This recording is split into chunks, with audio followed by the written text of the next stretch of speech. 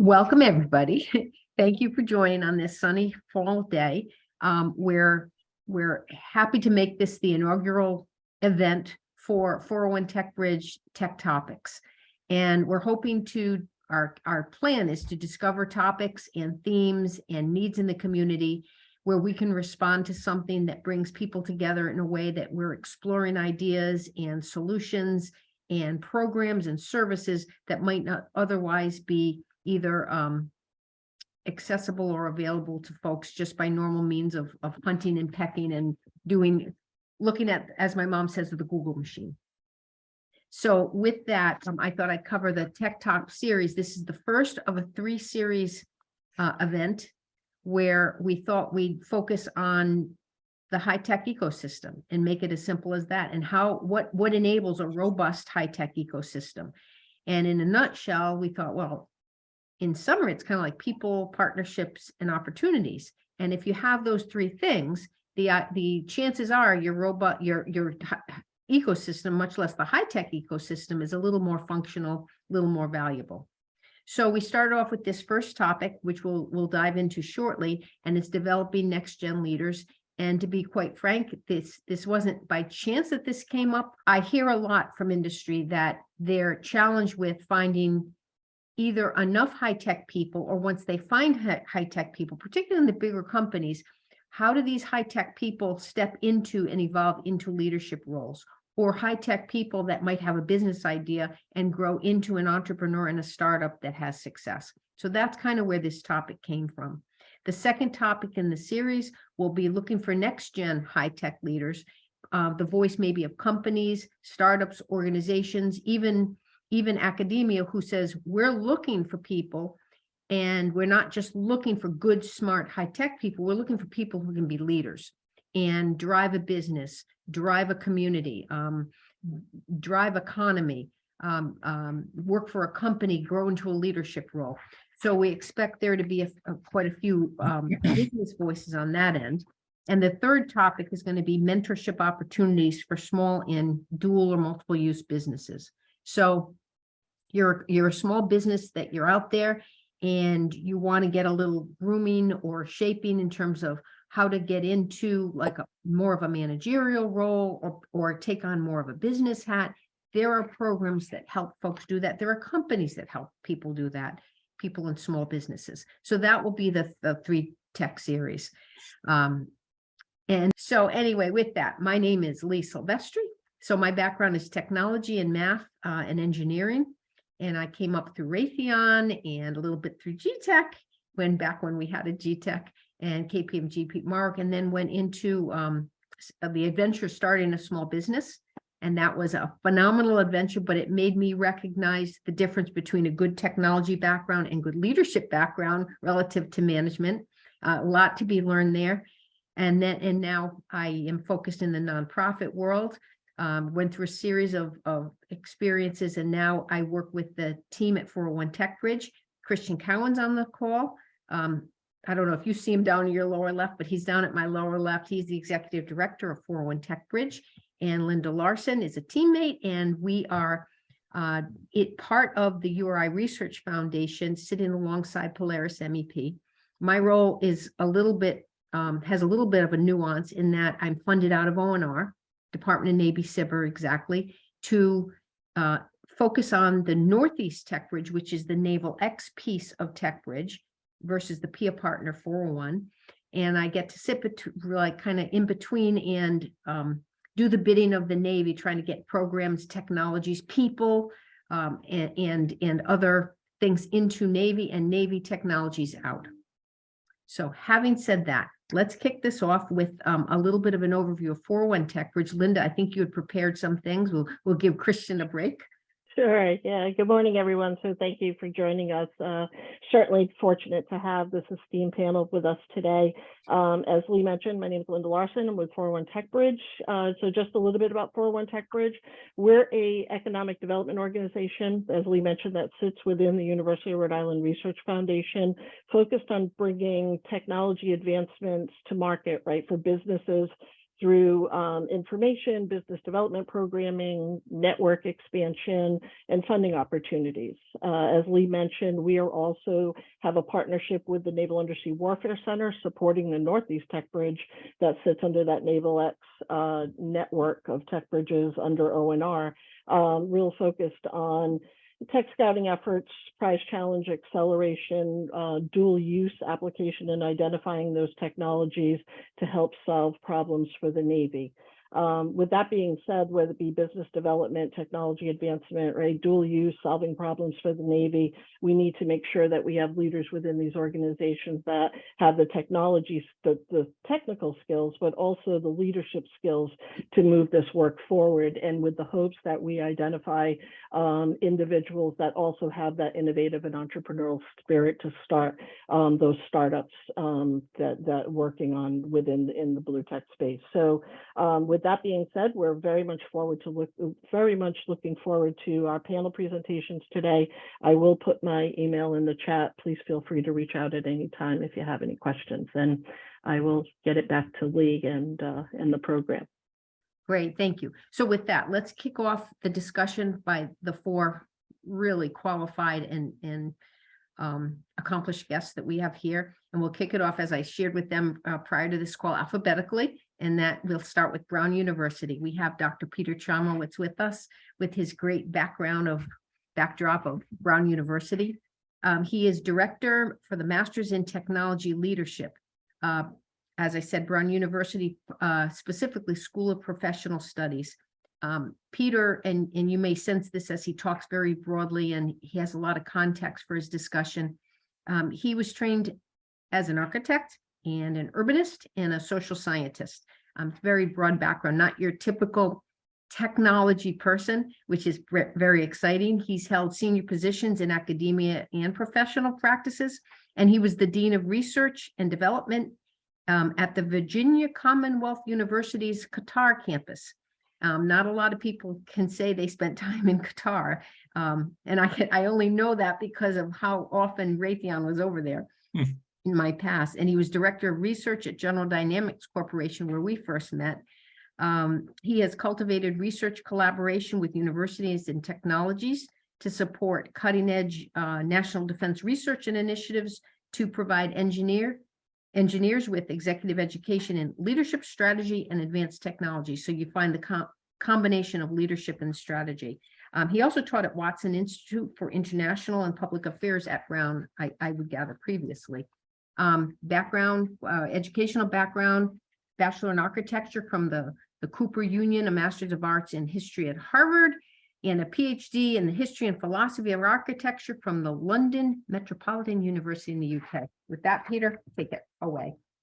Hey, Lee, and my distinguished colleagues here and everyone online. So good to see you all. Thanks for that intro.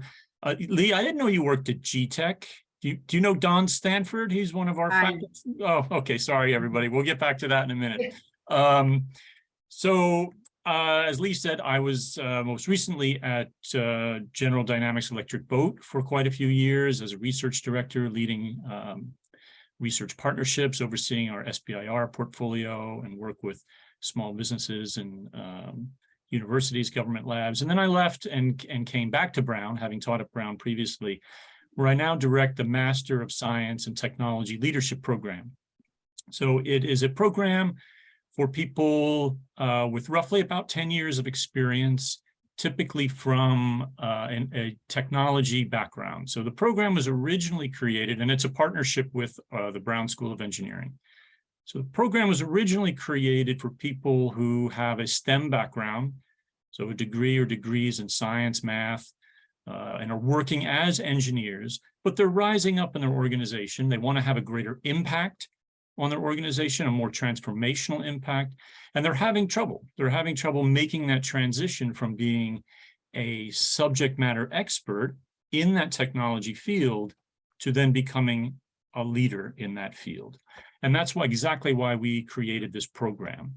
So 7 years later, after its inception, I would say roughly half of our students have that background. They are frontline technologists. They come from many of the biggest companies in the country, so the tech leaders, Amazon, Meta, Google, IBM, but also from every other company you could imagine. They come from the DoD, from defense contracting, from financial services, from oil and gas, manufacturing. And we like to say that you are either a tech leader or you are led by technology in this country and in this world. There really isn't a third space. So now we've found that half our students, who I've said are subject matter experts in technology fields, the other half aren't.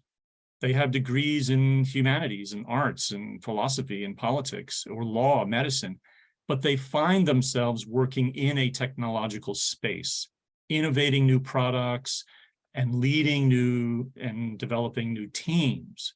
So our program, which originally was for technologists, has now expanded its scope because technology, what is technology? What it is to be a technology company, we all find ourselves in that world. And we are finding that in order to be more competent as a leader, we need complementary skills that, quite honestly, most undergraduate and graduate programs do not offer, particularly those in technical fields, because there, as my colleagues online, I'm sure we'll get to, there aren't enough hours in the day to drop off a technology course and still maintain your ABET accreditation. So where do you learn those skills?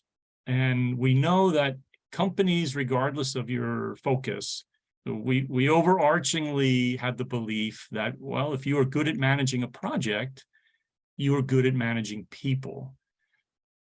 Nothing could be further from the truth. And so that's why we created our program. It's an intersection between strategy, technology, and leadership.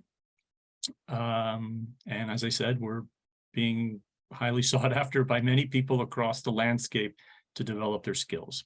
So that's what I'm up to. Thank you, Peter. That is great. So just quickly to relate to what you're saying, when I spent my 13 years at Raytheon, I led the mission innovation team. And one would think it's all about innovation. And it became about developing our high potentials, our folks that were really, really smart, but couldn't necessarily always connect in a leadership way, but had that potential. So there are various ways to skin that cat and get there. It probably wasn't the most efficient way, but programs like yours and the ones we're going to hear about and shortly take us a big distance in getting there. So with that, we'll move on to the next letter of the alphabet. That would be Colonel Mike Manning from Northeastern with an N. Mike Manning is Professor of Engineering Leadership, the Gordon Institute of Engineering Leadership at Northeastern, as I mentioned.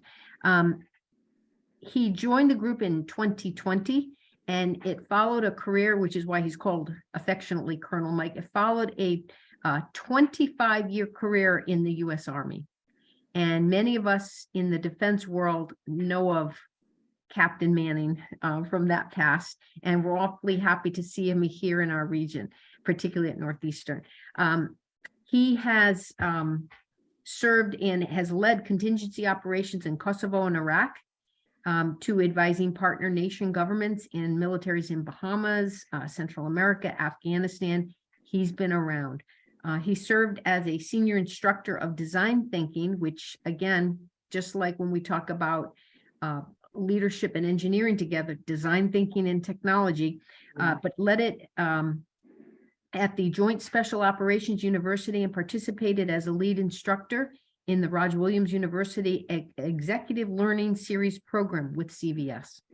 Mike is a graduate of Providence College right here in the state, PC, and the U.S. Naval War College. And Mike, you hold a master's degree in National Security and Strategic Studies, and you've completed a National Security Fellowship at the Fletcher School, part of Tufts University.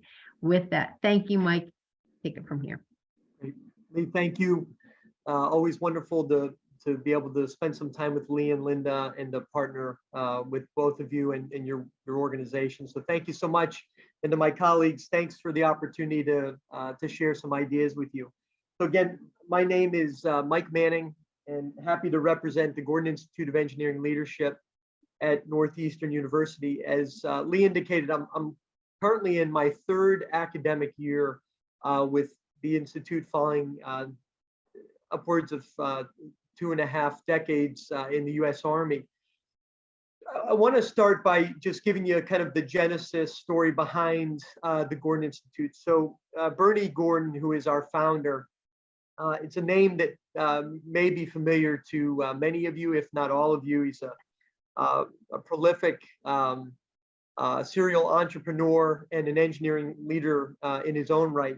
So Bernie had, following his service in the U.S. Navy, decades past, and subsequently graduating from MIT, was working in industry and was working alongside some brilliant young men and women that possessed technical expertise, but couldn't lead teams, and were lacking dramatically in those professional or soft skills required, again, to lead a team and to manage a project to happy conclusion.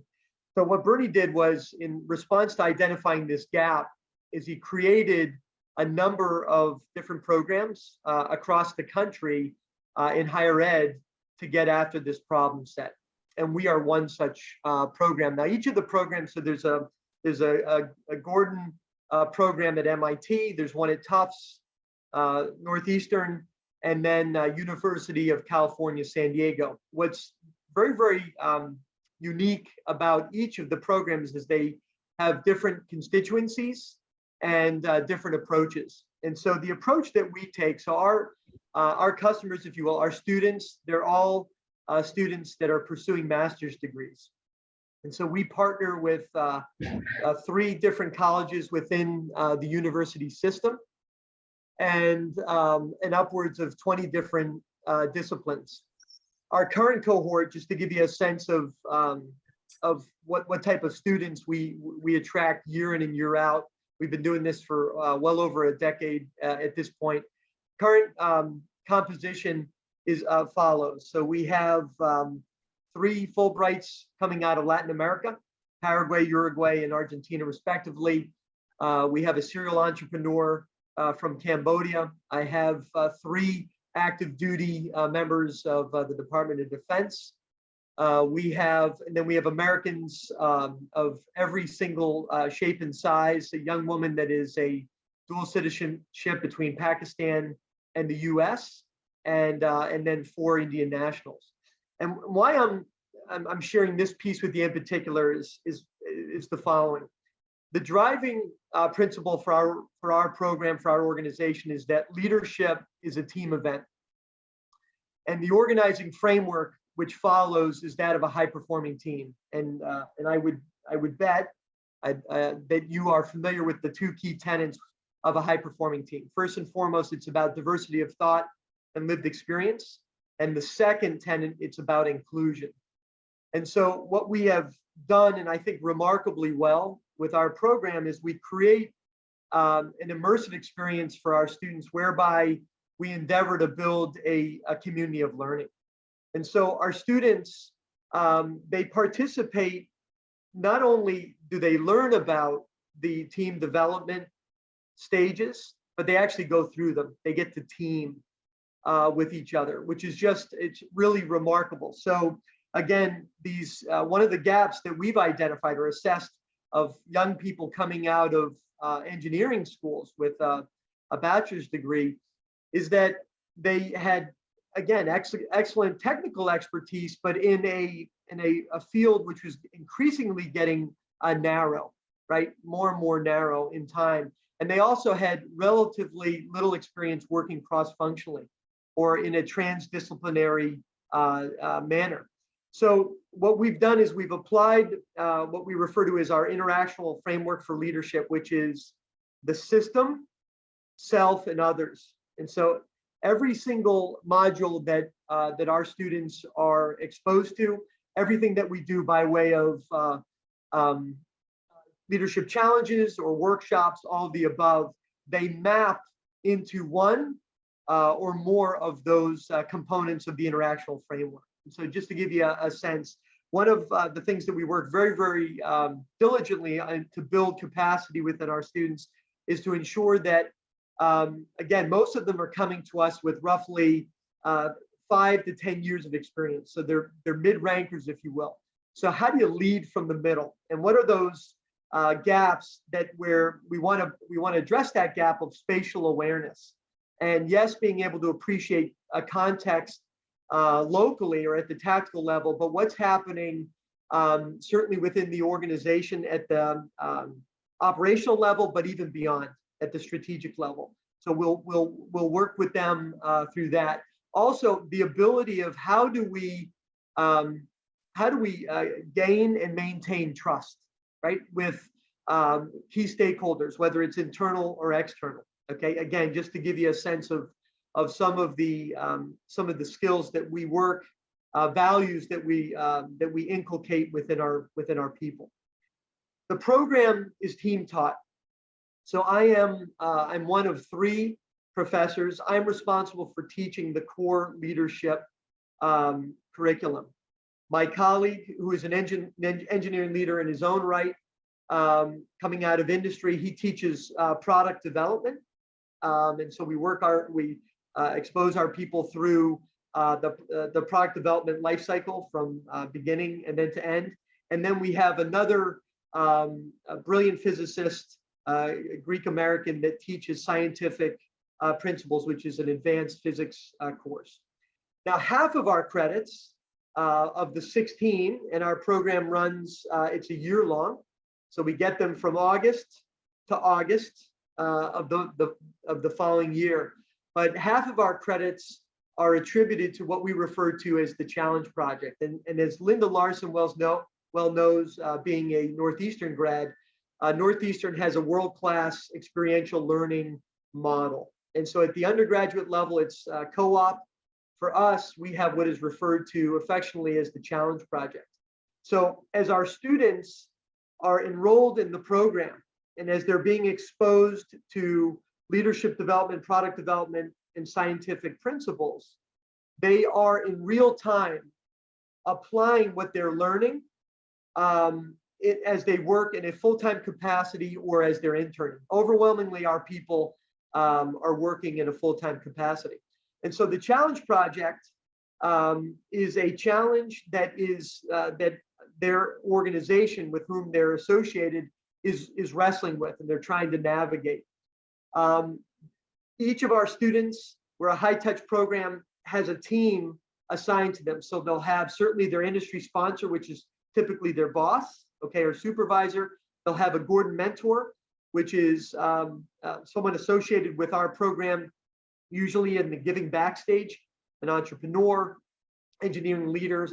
Some of our folks are still working, others are retired, and then a faculty advisor coming out of one of 3 colleges within the university. And so our students over the course of the academic year work on this Challenge Project. It is the equivalent to a master's thesis, but it's bringing goodness, and it's solving for a problem that their organizations otherwise would not have the bandwidth or the capacity to address. And so in real time, this experiential learning and practice, if you will, it's action learning on steroids. In closing, what I would share with you is that the transformation that I have seen over the course of my 3 years of association with the program, it's really remarkable. And I think you can hear my passion, certainly, and everything that I've shared with you has been with humility. Manning did not build this program. I was gifted with the opportunity to come in and try to add some value in what has been my second vocation. The genius behind our program, again, these different components, the team approach for the faculty and staff, but then also the ability to show our people what it's like to work alongside others with different paradigms, folks that look at the world very, very differently as you're trying to solve for problems. And I'll pause here. Thank you, Mike. That was excellent. And I will tell you, having spent a good majority of my professional life involved with DoD, military, in my case, mostly naval operations, you get some pretty high-tech stuff and high-tech people. And Mike represents somebody that kind of lives what he is teaching. He, in our world, and I think Linda would attest to this, he is a collaborator. He is a leader. He pulls people together. He creates and leverages networks. And I think to have somebody like a Mike teaching from his experience, not only his book and learning experience, but also how he's lived his professional life, even just as long as I've known you, Mike. So with that, thank you very much. We'll move on to the next one. We'll cover Dr. Robert Griffin next. Dr. Griffin has served as professor and as the Dean of School of Engineering, Computing and Construction, or Construction Management at Roger Williams University. And I believe you've been there since 2021. In your role, Dean Griffin, he aims to increase the connection between Roger Williams students and the local technology and entrepreneurial communities. And I think those of us in our local community know he does this and does it well. He keeps Roger Williams at the forefront of what's going on in the state and the region. He has also held appointments at Rice University as associate professor and professor department chair and senior associate dean and interim dean, and the University of New Hampshire as assistant professor and associate professor. I hope he doesn't have too many business cards printed at one time, because I think they must change a lot, but it's always seems to be up and more impressive.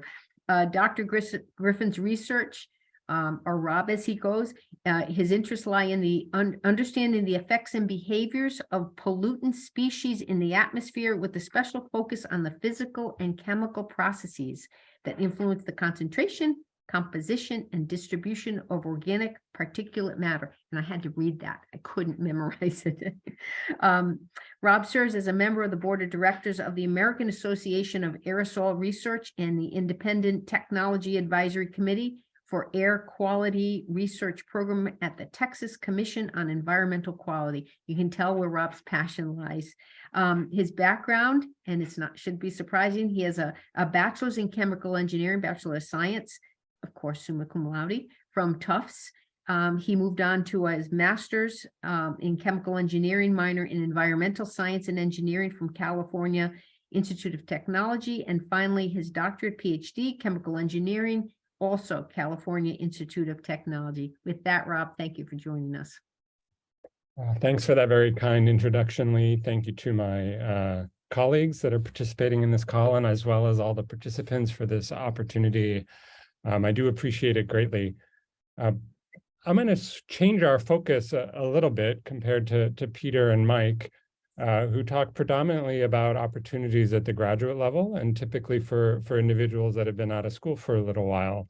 And the reason I do that is that we actually here at Roger, in my school, again, as Lee said, it is engineering, computing, and construction management. We are solely focused on undergraduate research and education opportunities, right? So we are focusing only on those individuals that do not yet have their bachelor's degree. And what we are doing in this space is that we are taking a slightly different approach to educating our computer scientists and our engineers. I think those are probably the most relevant programs for this audience. In that, for example, our computer science program actually offers a Bachelor of Arts. And that Bachelor of Arts is designed specifically to allow students to double major, right? So if students want to have that experience with coding, learning how the computer hardware works, learning different languages, learning computer architecture, all those types of things, but then they want to apply that skill and that knowledge to another field, as opposed to like spending every day, all day coding, right? We offer that Bachelor of Arts specifically so that they can double major in something like public health or economics or one of the business fields, to really combine those interests and be better prepared to be a technology leader when they come out of our undergraduate program.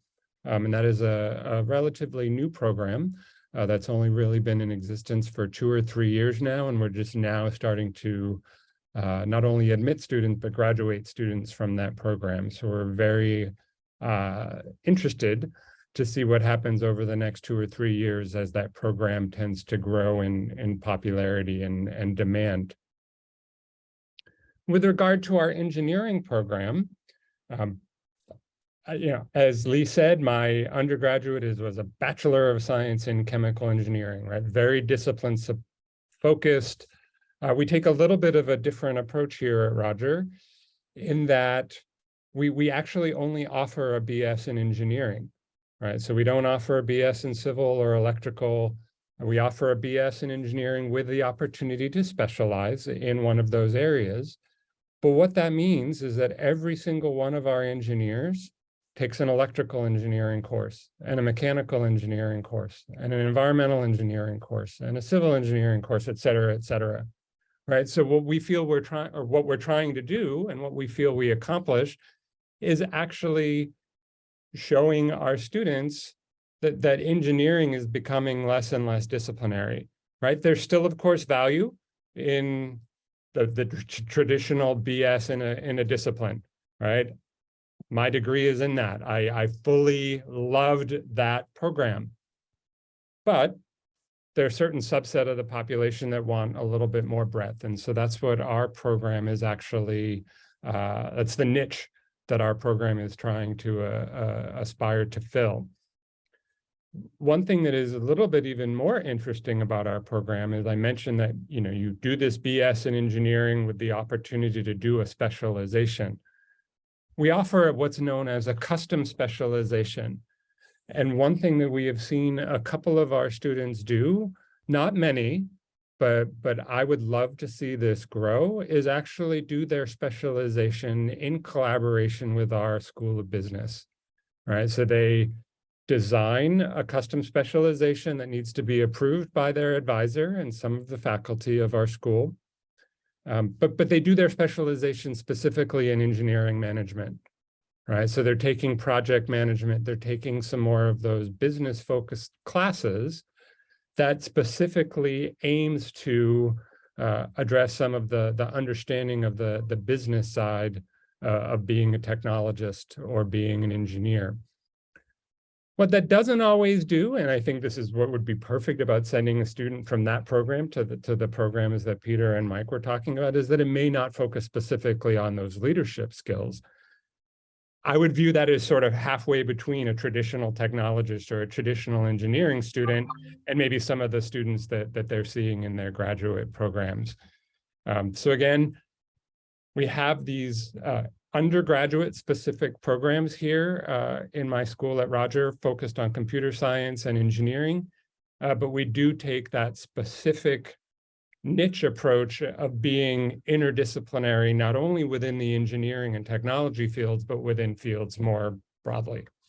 So that's what we have going on here at Roger, and I look forward to participating in the rest of the panel. Thank you. Thank you very much, Rob. So we're hearing themes. We're hearing intersection points between disciplines, between groups of people. We're hearing a little bit of reference of non-traditional technology paths to develop technology leaders.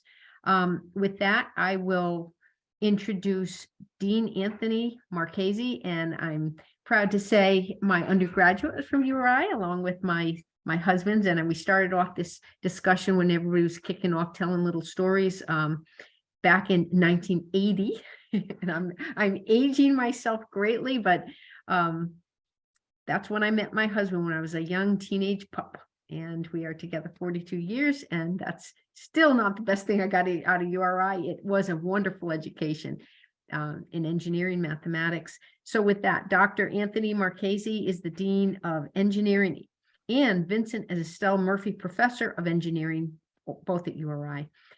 Dean Marchese holds his doctorate in mechanical and aerospace engineering from Princeton, and his bachelor's and master's degree from Rensselaer Polytech.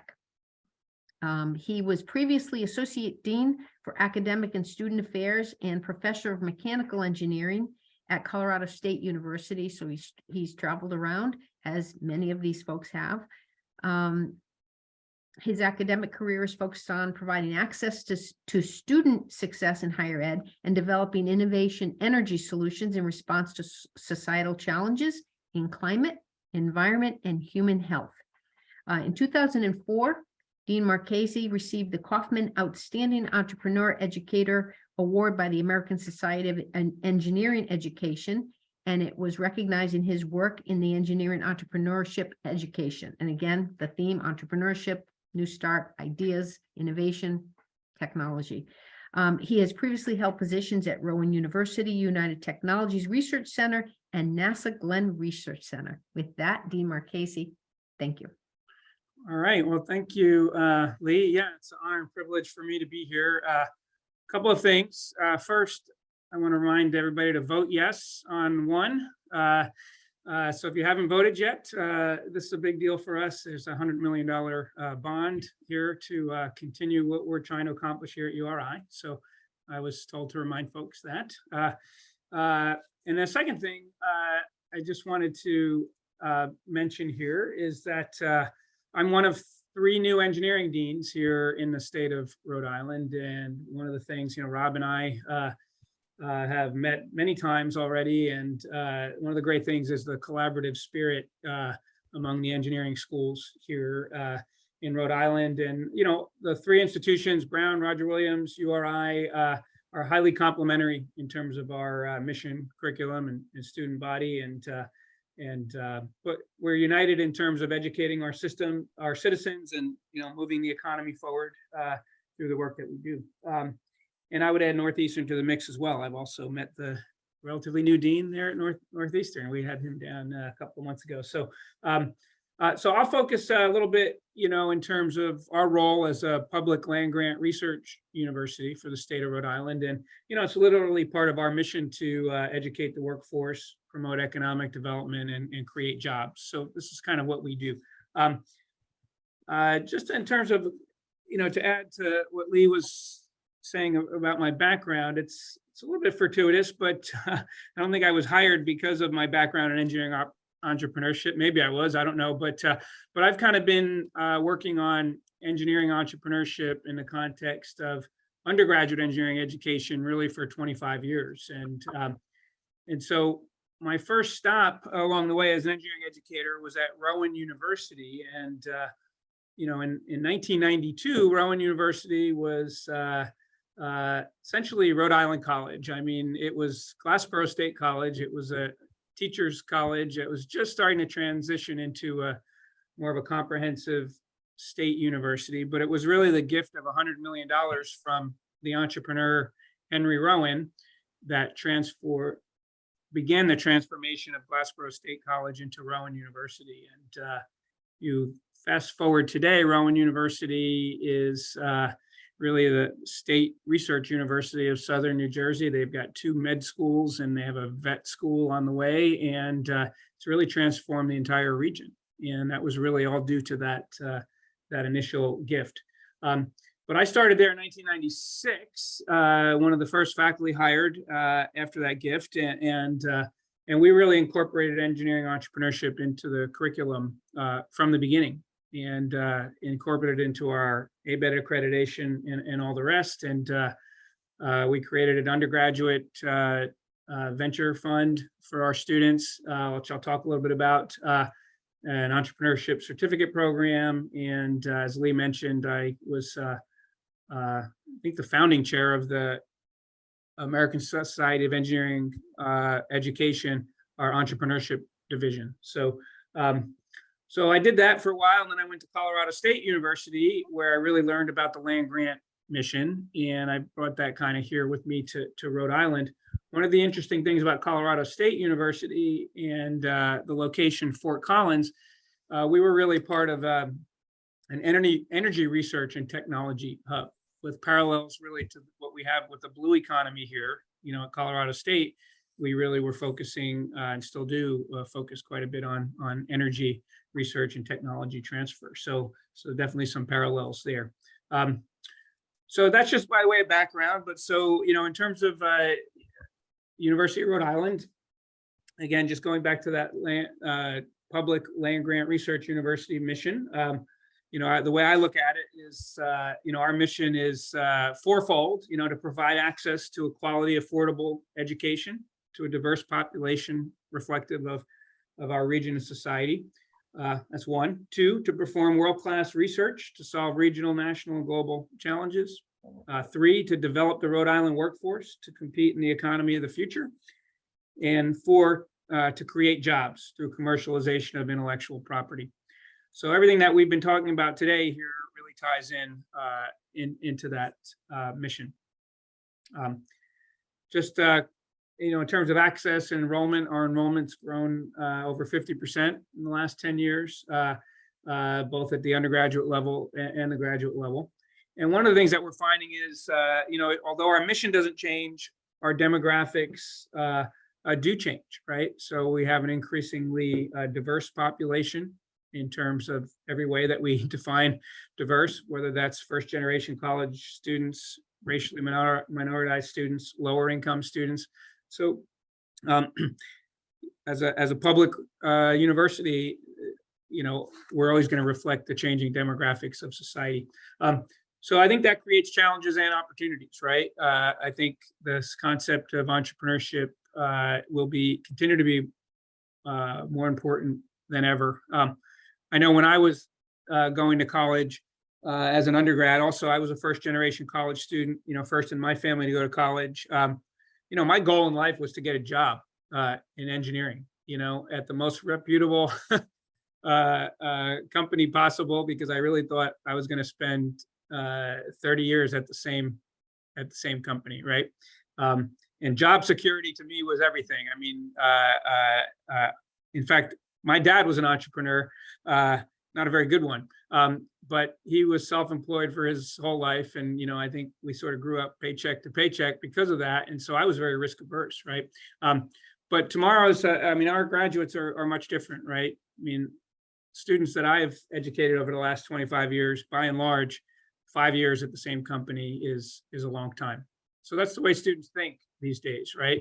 But it's our job to sort of prepare them for that, particularly with the idea that maybe you're going to work for, one company, two companies, but, maybe the third time around, it's time for you to start up, your own enterprise. And that's why when I think about engineering entrepreneurship, sort of like Rob was talking about at the undergraduate level, it's really about the entrepreneurial mindset, right? And I'll talk a little bit about that in a second. So let me just sort of jump ahead to what we've got going on at URI, and then put it in the context of what we're trying to accomplish with regards to engineering entrepreneurship. So we have 8 undergraduate programs in engineering, 8 separate programs. So let me see if I can list them. We've got mechanical engineering, industrial and systems engineering, civil environmental engineering, electrical engineering, computer engineering, biomedical engineering, ocean engineering, and I'm forgetting somebody, chemical engineering. Okay, so we have 8 separate undergrad bachelor's programs accredited in engineering, and they're split within 5 departments. So like many universities, even though we're not that large in engineering, there's a little bit more siloing between the departments that I would like. That's one of the things that I've been working on. The other piece is we've got some brand new facilities, right? So we've got brand new Facitelli Center, 190,000 square foot facility that really enables us to do engineering and education the way it's supposed to be done. So I'm really blessed, like Rob said as well, and actually Mike, sort of inheriting these programs and to be able to take them to the next level. So we've got the facilities, and now we just have to sort of continue to work on that curriculum. One of the things that I believe in is that all students, engineering students, should have the ability to engage in high impact practices prior to graduation. And we know that these high impact practices really enhance retention, okay, but they also prepare folks for the workforce. And so we have a strong component of high impact practices at URI. And, the first is something we call international engineering. So we literally invented international engineering about 30 years ago. And our international engineering program, it really is unique and world-class. We just last week had a international engineering conference where people come from all over the world to learn about how we do international engineering. And so 25% of our students actually do the international engineering program. So this is a 5-year double degree program where students get a bachelor's degree in any of those 8 programs that I mentioned, and they also get a bachelor's degree in a foreign language. And we now have 6 different flavors of international engineering, which includes German, French, Italian, Chinese, Japanese, and I'm forgetting one. Yeah, I'm forgetting one, but anyway, so again, about 25% of our students do that. And remember, this is in the context of a public land grant university, and so that's a very competitive program, and enables us to attract some of the best and the brightest that they choose to stay in Rhode Island to do that program. Obviously, that's a very high impact practice to engage in that, and the local workforce really loves to hire those students. One thing I should mention, and this gets back to the entrepreneurship piece, it's a 5-year program. The 4th year of that program, they do an entire year overseas, right? So the first semester, they're doing foreign language courses. But what's really unique is the second semester overseas, they're actually working for a paid internship. So if you think about that, a paid internship in Germany, Spain, France, Italy, China, or Japan. So that's a pretty remarkable program. Second thing, in terms of high impact practices, a very high % of our students engage in undergraduate research. So one of the things that's great about being at a research university is that our faculty engage in very high impact, high level research, but we're also relatively small, right? We only have 75 faculty, and we only have, 1,500 undergraduate students, right? So a lot of those students get a chance to do paid research within research labs. Capstone design is also very important. All of our students do a year-long capstone design project, and we engage with over 100 local companies on capstone design. And then lastly, in terms of entrepreneurship, we have an engineering entrepreneurship minor here at URI, which we do in partnership with the College of Business and others here on campus. And so we have dozens of folks in that program, and that's something that I'm gonna continue to grow here. And then lastly, in terms of entrepreneurship, the entrepreneurial mindset, just want to talk briefly about what I did at my 2 previous institutions and what I'm working on here. And so I mentioned, all of our students do a year-long capstone. And a lot of those projects are funded by industry, and they're great, because folks get to interact with directly with industry. Another exciting program, though, is we fund our own projects. So if a student has their own idea for a senior capstone project, for a new product that they want to develop, provided that there's a business opportunity associated with it, we want to fund those teams. So students could put together their own team, work on their own project for a year. We then match them with an alumni mentor who mentors them over the course of the year. And while they're at it, students, can be taking the entrepreneurship minor. So now they graduate having worked on their own original project in their senior year. And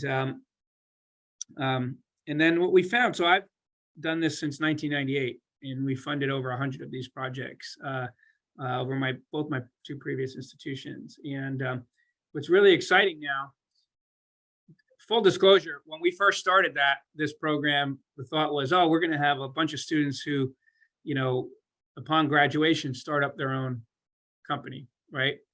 And as you can imagine, if 1 out of 10 of these projects result in a startup, you're doing pretty well, right? And some of them have. So over the years, I would say out of those 75 projects, probably 5 of them, the students or a subset of the students, that was their day job after graduation.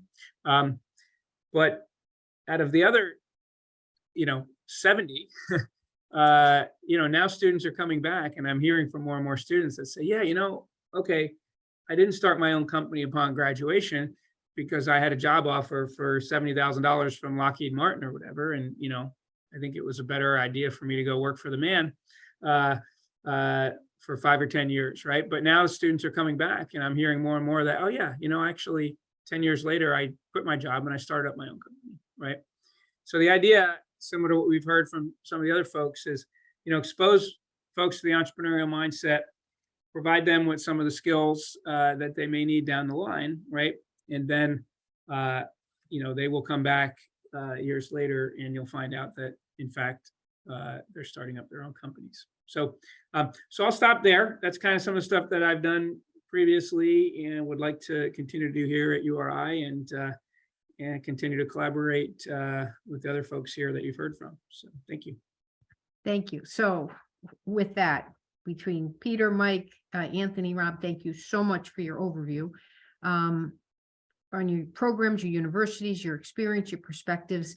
I'd like to have a discussion now, but I'd like to invite the handful of folks who called in, and again, we are recording this to be able to put out, but for the handful of folks who have called in, or Linda, or Christian, anybody, please don't hesitate to put up your hand. It's one of the under reactions, you can put up your hand if you want to ask a question or interface, or put something in the chat, or just come off camera and stick up your hand. This is a relatively small group. We can handle any means you need to communicate and have an exchange. What I would suggest also is a perspective. So we're hearing a lot on the supply side, the supply versus demand, supply side of preparing, grooming people, entrepreneurs, technology or technologists to go out into the field. On the demand side, though, is where sometimes our perspective in business is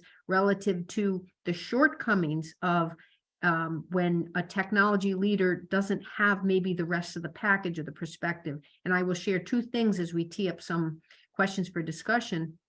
One is in my years at Raytheon and in other larger, companies that had the selection to pick from, it wasn't uncommon when somebody had to elevate from a technology world into a management world. In the DoD space, we took former officers, and it certainly wasn't surprising. I know it used to get the engineers really upset. It was always a military guy, a former military guy, but they had the grooming, they had the experience of working with people and leading teams. And that wasn't by accident that came in handy and was very lucrative for big companies, particularly in the DoD setting, where it's a little bit more command and control-ish theme or culture. The other perspective I'll share is part of Venture Mentoring Services Rhode Island. There's a group under RI Hub in Rhode Island, part of the innovation hubs. There's about, I think, 68 now volunteer mentors in the state, and we work with entrepreneurs, startups, new businesses who are trying to make a go of it. And I will share, only to tee this up for consideration, and again, it's on the demand side, that there's not a lack of people that have great ideas or concepts and high-tech concepts. Their challenge is more often, how do I make it into a business? How do I pull together a team? How do I talk to investors? How do I talk to big companies that I have to, or other companies or teaming partners that I have to come together with?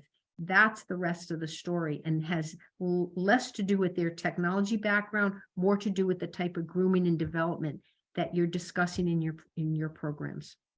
So with that, let's just tee up a couple of themes. If you haven't already done so, or if a discussion prompted something that you hadn't already suggested, if you want to share any insights, maybe best practices, maybe and/or approaches to teaming or paradigm busting. Mike, I think you teed this up, and if any of you have some thoughts, just jump right in. Lee, can I jump in? Jump in. If I may.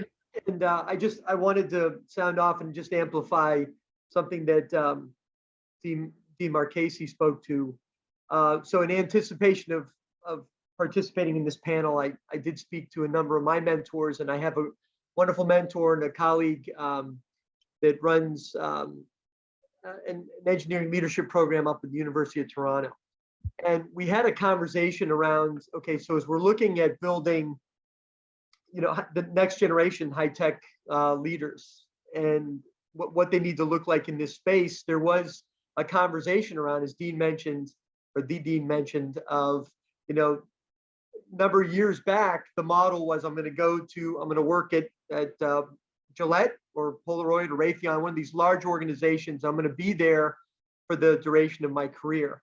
And now it's our people, our students, our graduates, what they've demonstrated certainly in the recent past and continue to do so is that they're going to be more transient in nature. So what isn't working is that traditional kind of command and control mindset and approach. And so I think what we really need to spend time focusing and kind of building within our people are those skills and those values associated with emotional intelligence, right? So my ability or our ability, right, to lead yourself, and then how am I able to empathize with others? How do I collaborate with people that, again, look at the world very, very differently, oftentimes we're asking people to solve for problems that are so complex that not only are you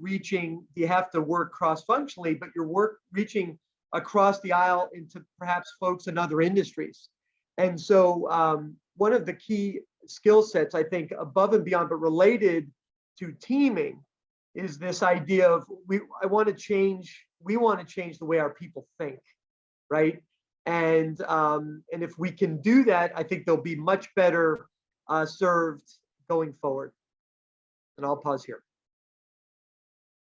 Okay, I got to believe there's a follow-on discussion. Yeah, I mean, one thing that, in addition to how we educate our students, I think there's an opportunity to work with the larger companies as well, and have them recognize that if you don't create a culture that rewards entrepreneurship or intrapreneurship, you might say, within the organization, right, then you're also going to, waste a lot of time training every 5 years, people leave and come back and leave, right? So I think that's a big challenge, because I think that's here to stay, right? I mean, it's amazing, right? I mean, I do not meet a student almost 20 years after graduation that they haven't worked at 3, 4, 5 different organizations, right? But the companies that sort of know how to, as I said, create opportunities for entrepreneurial thinking and entrepreneurial entrepreneurship within an organization, I think you might have a better idea, a better chance of retaining the workforce. Lee, I'll just jump in Please. quickly here. I agree especially with what Mike was saying. I think this notion of emotional intelligence is highly prized. When I was at EB, I sat on the external advisory board, corporate board for UConn, and every year we came together in the School of Engineering, about a dozen industry leaders, and UConn would ask us, what do you want our graduates to have? What sorts of skills? And to a person, none of them said the skills were technical. We all assumed they were getting, differential calculus or whatever they needed to get, and we would put them to work on those problems. But what we could not deliver for them was this notion of communication, effective communication, understanding who you are. Leadership is situational, right? So, and I've seen two-star admirals flame out at EB because they didn't make the transition in the culture. So having this kind of understanding, this radar about the culture, about the context in which you are leading, that's a skill, right? We are not born with that. We have to develop that skill. I think it's critically important. Something else Many of you have touched on your curricula, and certainly at Brown, we have an open curriculum, so you can major in computer science and medieval Renaissance literature if you want. You can put it together. We've got quite a few entrepreneurship centers, the Breakthrough Center, the Nelson Center for Entrepreneurship. We work closely with the Slater Technology Fund in Rhode Island Hub, you mentioned, is actually in my building. So I see them all the time. But there's an aspect of entrepreneurship. We tend to think of it as venture creation, starting a new business, and that is true. But I think perhaps from an academic point of view, something that's often overlooked and in our philosophy is entrepreneurship is the transferability of skill. So I could be trained in one area and I could work in another area. And I certainly saw that at EB, right? We had submarine as a complex product, and we were always developing new technologies, new capabilities, particularly around the electromechanical world, that just meant taking people from very different spheres and putting them together to create new things. So how do you have the ability to understand what somebody is saying, thinking, discussing from a very different point of view? So the transferability of skill and this emotional intelligence, I think, go hand in hand. Over. Yep, I hear Can you. I just comment before Yes. Stephen's question, please? Yes. So I wholeheartedly agree with my colleagues, and I just wanted to sort of point out that these skills we're talking about have traditionally been called soft skills. But what I've been hearing more and more from my colleagues across the country is that instead of referring to those as soft skills, we should be referring to them as power skills, right? Those are the people that are going to take leadership, the individuals who can master those types of skills. And then sort of the other aspect that I didn't mention previously is sort of the co-curricular activities that I think are likely abundant at URI and Brown and Northeastern as well. But these are things that, of course, are happening outside the classroom, outside of the requirements of a course, but that students who are really motivated are able to take advantage of like a technology challenge, right, where they need to develop some sort of solution to some technical gap, but they need to be able to assess a market and do a budget and talk about the teams that they need to make their idea successful.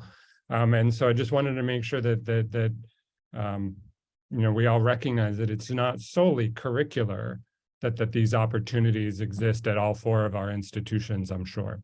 Yeah, great point. Good discussion. Steve.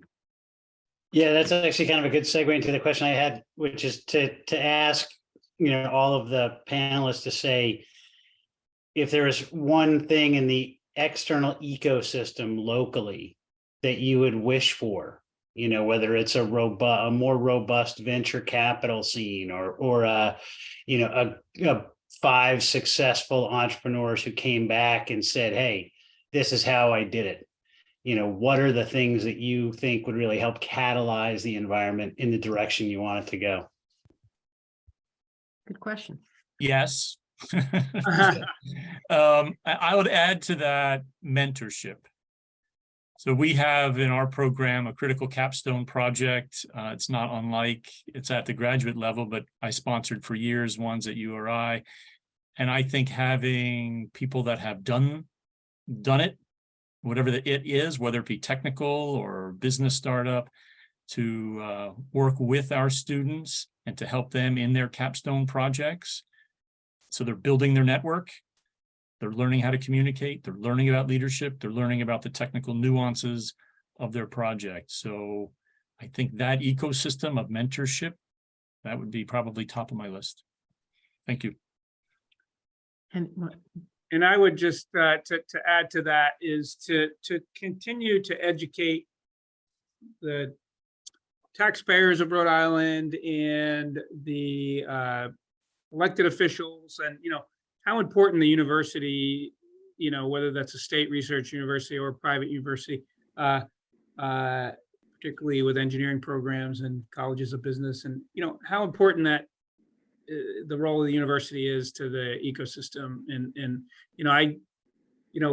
I've seen it before at other locations, and I think Rhode Island's still missing, the opportunity here, right, in terms of not only creating jobs, creating enterprises from within, but also, attracting, businesses from the outside, right?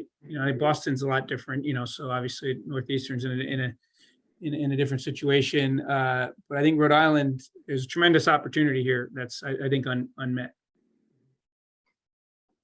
I have something to share, but Linda, you had your hand up. Do you want to? No, go ahead. Go keep on this. I'll ask a different question. Okay. And Steve, I appreciated that, your question. And Rob, I loved your comment, by the way, of this idea of kind of reframing the soft skills, and they are power skills, right? Because if you can't lead a team, don't bother leaving the house. So I appreciated that reframe. There, as everyone on the net here is well aware, there are accelerators associated with business, different industries outside of academia, and I particularly appreciated the question, Steve, and then Peter kind of pulling forward your comment about this idea of mentorship. I think, again, spatial awareness or situational awareness for our people, the environment, the ecosystem locally, right, is one thing, but the broader environment in which we are operating, or that we're going to ask our students to live, to work, and to succeed in, is changing, and it evolves so rapidly. So how do we keep our finger on the pulse? And is there, trying to appreciate, the current environment, how can we best equip them with that spatial awareness? And so whether it's through mentoring, creating space where they can come together with other like-minded people, but maybe from different fields, to network, all of the above. I think that's maybe a gap right now that would be really helpful. Great, thanks. Thank you. Linda? So Steve, somewhat still my question, because my ask is going to be right on those external forces that we interact with every day. But what I also wanted to ask you all is, we're focusing a lot on not only your programs and the curricular and the opportunities and the co-ops and whatnot. Where is there within your program, or what is the need, or if there is one, as to how we reach the faculty that are in front of these students each and every day? So a faculty member that has been in the university system or within academia, expected to, stand up and teach their, subject matter that they're experts on, but also instill that, everything we just talked about. So where do they gain that experience, or what is the need to work with faculty to ensure that they have that appreciation to bring to their students each day? Yeah, that's a great question. And I think, by and large, if you're at a research university and you're engaged in research, you are in a very enviable position when it comes to intellectual property and tech transfer, right? So, I could walk across the courtyard and go into any lab, okay, that if it's a research active faculty that's getting federal funding for their research, and there's probably commercializable IP in every single lab, right? And of course, because of the Bayh-Dole Act, the university owns that IP, even though the taxpayers paid for it, right? So it's a wonderful thing, right? Also, if you're a tenured faculty member, and you want to start up a company, it's great to have a parachute there that you can go back to your faculty job. So, or better yet, you have a graduate student who, wants to do the startup for you, right? And so it's a great opportunity, but a lot of folks who gravitate toward academia don't really see themselves in that light.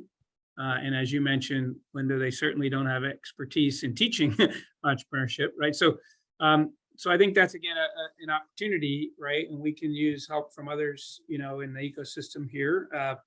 Talk about mentors. So it's mentors not just for faculty, for students, right, but mentors for faculty. And in the last 10 years now, there are a lot of great national and federal programs. NSF I-Corps program, et cetera, right, which exactly is aimed particularly toward this population, right, which is, how do you train faculty and graduate students on things like lean startup and whatnot. So it exists. I don't know that we're doing a good enough job here at URI, to be quite honest, there. Once I get my sea legs here, this is kind of what I'm going to be working on the next couple of years. Very exciting. Yes, Rob. So we take a little bit of a different approach, just because of the nature of our university, right? We have much smaller research activity than those of my colleagues. And so we are very intentional about actually bringing in outside expertise to teach some of our classes, right? Many of our faculty, they don't have that industrial experience. They haven't been out in a cutting edge marketplace, either a small company, big company, and so we supplement the education that our faculty provides by bringing in a fairly large number of adjunct faculty. And this is across all three of the programs in our school. And we capitalize on the fact that these individuals have a very different perspective and very different experience than those of our full-time faculty. And that benefits not only our students, but it certainly benefits me, right, in my role as dean, understanding what's going on out in the, quote, real world, if we want to call it that. But then it also benefits my faculty, right, because then they are able to benefit from the expertise and experience of those adjunct faculty that we're bringing in. Sometimes it's just because we need a subject matter expert. Sometimes it's because we just have an amazing opportunity to have somebody that's been working for 25 years in the relevant field to bring them in. And when that opportunity presents itself, we sort of shuffle our teaching assignments to really try to take advantage of that fact. So having come from, a very different type of institution, this type of approach was completely new to me. But I think it is a different approach and a different perspective to the same problem that Anthony was talking about. And I think they're both incredibly, incredibly valuable. And if we had infinite resources and infinite personnel, then what we would do here is have both. But unfortunately, that's not the case. Peter, you're on mute. We have a faculty line called a professor of practice, and it's much like what Rob just described. So I mentioned our mutual friend, Don Stanford. Don was a founding member of GTech. He was their chief technology innovative officer for decades, and he teaches in our program. So, these are people that are not interested in chasing an NSF grant and publishing in whatever journal. That's never been really their thing. But they're bringing the world of experience of running companies, building companies. They teach for us. You'll often see in the Brown University position descriptions, it's a very broad description, right? So we cast the net very wide when we look for these kinds of folks. They can come from Wall Street. They can come deep within technology. They could come from the DoD. They could come from research. They could come from teaching. It just depends on sort of what our needs are. But we always look for a way to fulfill multiple needs through these POP positions, because that helps us break down silos, right? It helps us innovate and incubate new programs. We've got a new program with RISD, for example. So we need to walk the talk. And one way that we do it is through these POP positions. So did I see a hand? Yeah, Mike. Just a quick add here. So two proofs of concept. One I've already I've shared, but just to quickly revisit. So through our challenge project that our students, all of our students have to undertake individually, they're assigned a team. So they'll have their industry sponsor, that's whoever their touch point is at work. Typically it's a supervisor, but doesn't always have to be. They have a Gordon mentor, again, an engineering leader coming out of industry.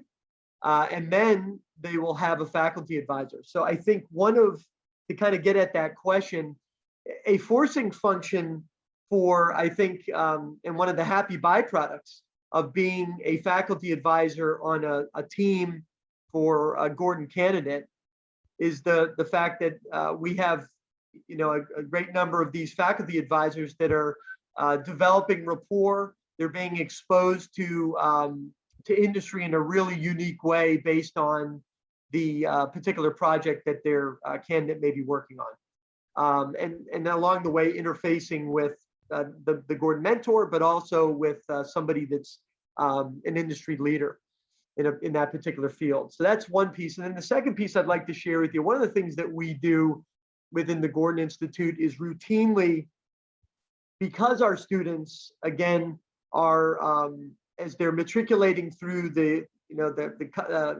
College of Science, Corey College, or the College of Engineering at Northeastern, we're aligned with upwards of 18 to 20 different disciplines, different programs. So we will routinely bring in industry leaders coming out of, last week we had a director at Amazon Robotics, for example, that came in. Previously, we've had folks coming out of Raytheon, Johnson & Johnson, Moderna, Beth Israel Deaconess Medical Center, but leaders within a particular field that come in that are able to share their origin story, but then also, hey, this is what we're seeing, this is how we think that the system is evolving. And so it's really neat to be able to keep our finger on the pulse that way, not just for our students, but also for faculty alike. And I'll pause here. Fantastic. So it prompted another thought, and we're in that precarious time that if it's too aggressive a discussion, we don't want to go over, but I will tee up a thought for consideration. And if we have a quick go around, we have about 8 minutes left. So one of the observations as you're all talking is the idea that somebody has, could be an employee, an entrepreneur, a new startup, whatever, for a new service or a product or a capability in a company, could fit in a bigger system, could be part of a bigger solution. Very often, it's not just this little standalone unified discipline thing. There is oftentimes complexity built in, so it's not pure knowledge of chemistry, biology, or any one technology that will make it successful.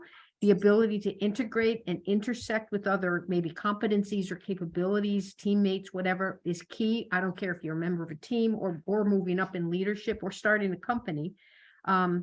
So oftentimes, again, there's complexity in a good business concept for it to be successful. Can you quickly maybe address thoughts you might have on cross-discipline collaboration versus the balance of the depth of discipline, awareness, and knowledge that we have to make sure as people that are developing ourselves in the technology world?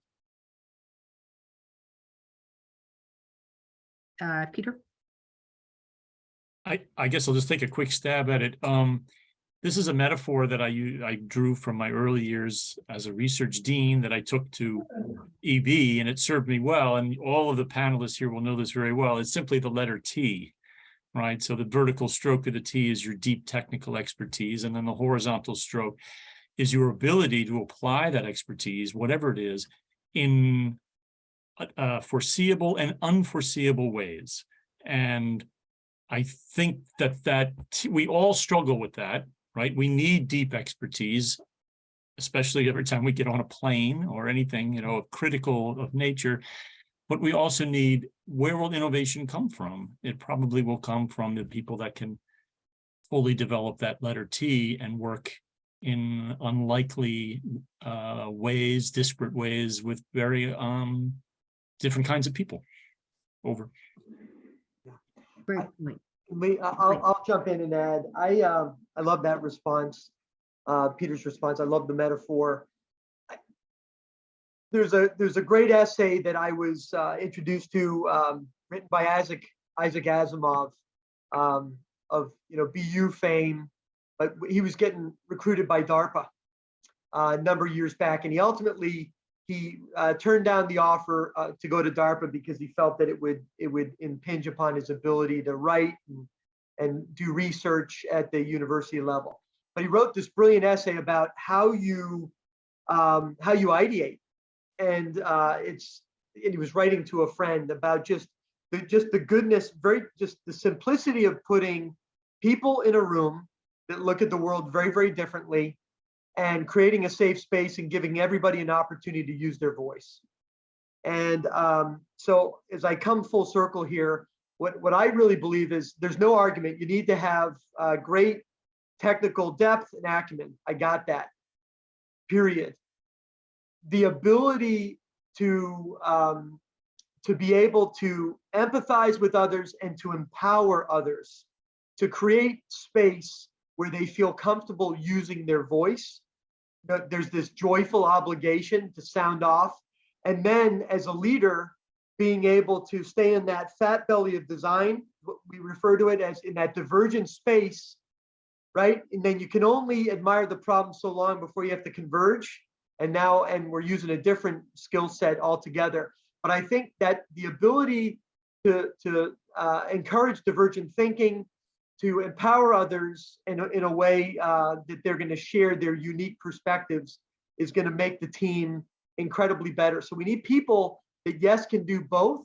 But from a leadership perspective, let's develop the next generation of leaders that truly have an orientation towards the other.